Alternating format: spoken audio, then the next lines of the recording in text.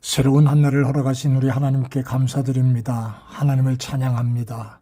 그리고 오늘 고난주간의 수요일 날 이 아침을 시작하고 또 있는 자리에서 또 형편에 맞는 시간에 이 말씀을 대할 수 있는 여러분들 모두에게 하나님의 은혜가 넘치게 되시기를 바랍니다.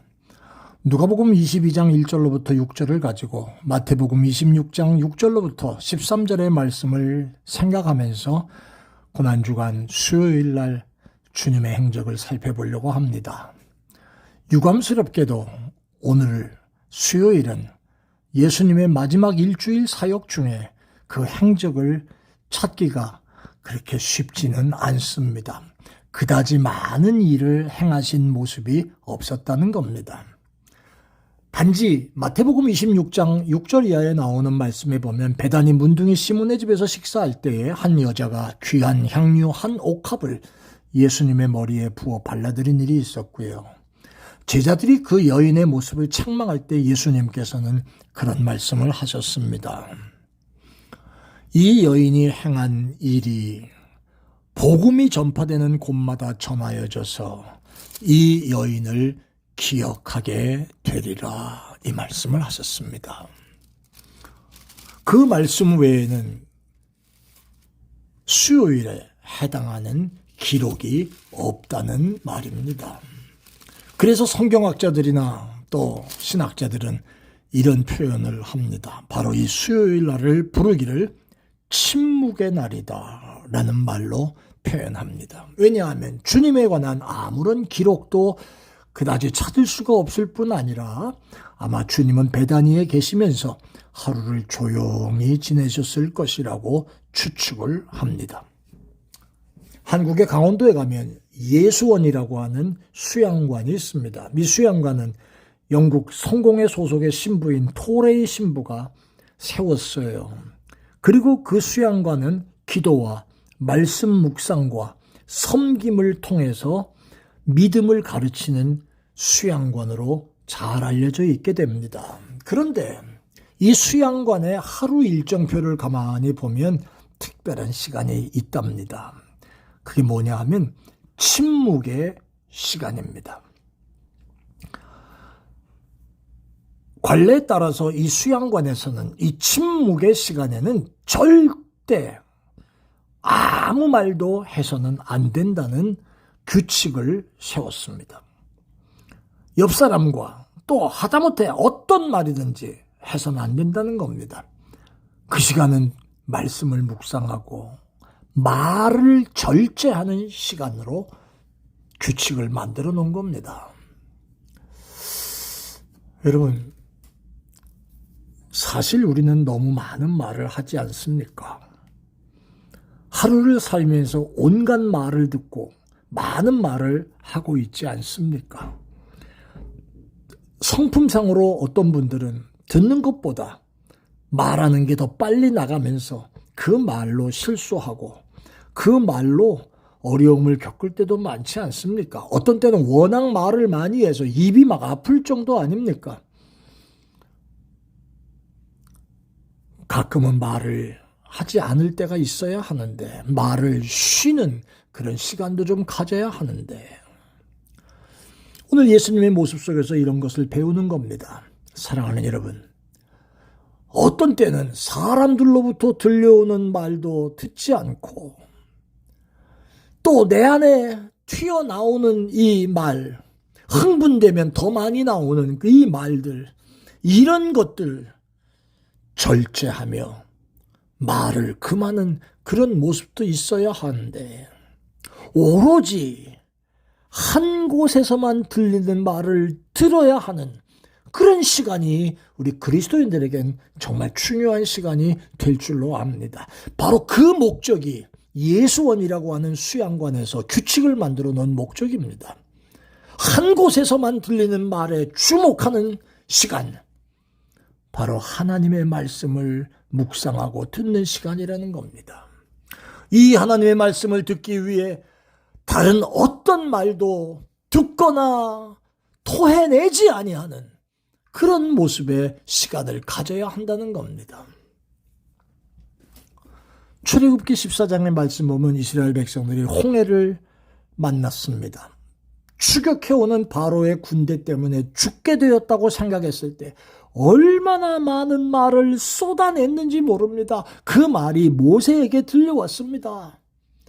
그때 모세는 그 백성들의 원망과 불평에 대답하기보다 그 시간 세상에서 들려오는 소리엔 귀를 막고 이 속에서 나오는 원망과 잘못된 얘기는 입을 닫고 오직 하나의 음성, 그 음성만 듣기를 원합니다. 그게 뭐냐 하면 하나님의 음성이었습니다.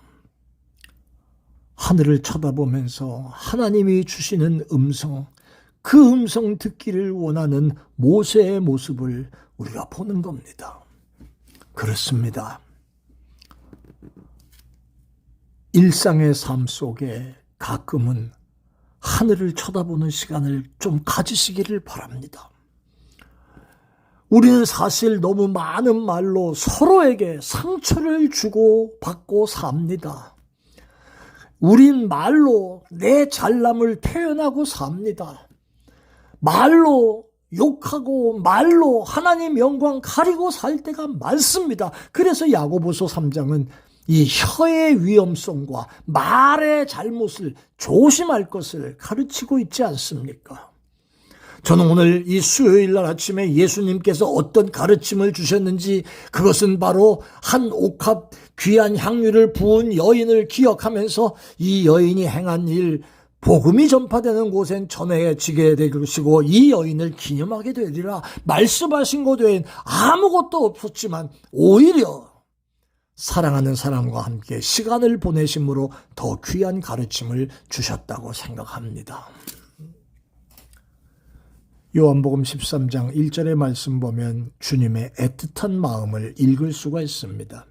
유월절 전에 예수가 자기가 세상을 떠나 아버지께로 돌아갈 때가 된 줄 이른 줄 아시고 세상에 있는 자기 사람을 사랑하시되 끝까지 사랑하셨다고 그렇게 기록하고 있습니다. 자기 사람을 사랑하셔도 끝까지 사랑하시는 이 안타까운 마음과 사랑하는 마음을 사람들은 뒤로 한 채 예수를 잡아 죽일 방책을 연구하는 그런 모습. 주님은 입을 닫으시고 침묵하고 계시는데 사람들은 오히려 쓸데없는 말, 생명을 빼앗을 말만 하고 앉아있는 이 모습. 이스라엘 최대의 명절이라고 하는 유월절이 다가오니까 축제의 날을, 기쁨의 날을 들떠있는 그런 모습 속에서 오히려 유월절의 희생양으로 돌아가실 예수님은 조용하셨던 모습을 봅니다. 조용만 하셨겠습니까? 주님의 마음을 얼마나 아프셨겠습니까? 하루를 살아갑니다. 혼자 사시는 분도 그렇고 함께 사시는 분도 그렇고 우리는 사람을 만날 때마다 얼마나 많은 말을 하고 있는지 모릅니다. 침묵하시던 주님의 날 수요일, 우리 말을 한번 절제해 보십시다. 필요한 말만 해보십시다. 오히려 생명을 살리는 말을 하십시오. 용기를 주는 말을 하십시오. 그리고 복음을 전하는 그 일에 입을 여십시오. 세상에서 들리는 것엔 귀를 잠깐 닫고 이 속에서 차올라 튀어나오는 이 잘못된 생각에서 나오는 말들은 좀 입을 닫고 눈을 들어 하늘을 보면서 하나님이 주시는 말씀을 들으려고 묵상하며 절제하는 그런 날. 오늘 수요일 이 날이 우리들에게도 주님처럼 침묵하는 날이 될 수 있기를 바랍니다.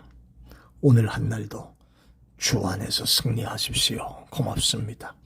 침묵의 날, 승리하는 한 날 되게 해주시고 주의 음성을 들을 수 있는 귀가 열려지게 하시고 말과 세상으로부터 들려오는 모든 소식에 내 귀를 닫고 하나님의 음성을 들으려고 발버둥 치는 종들만 되게 해 주옵소서. 감사합니다. 예수님 이름으로 기도합니다. 아멘. 고맙습니다.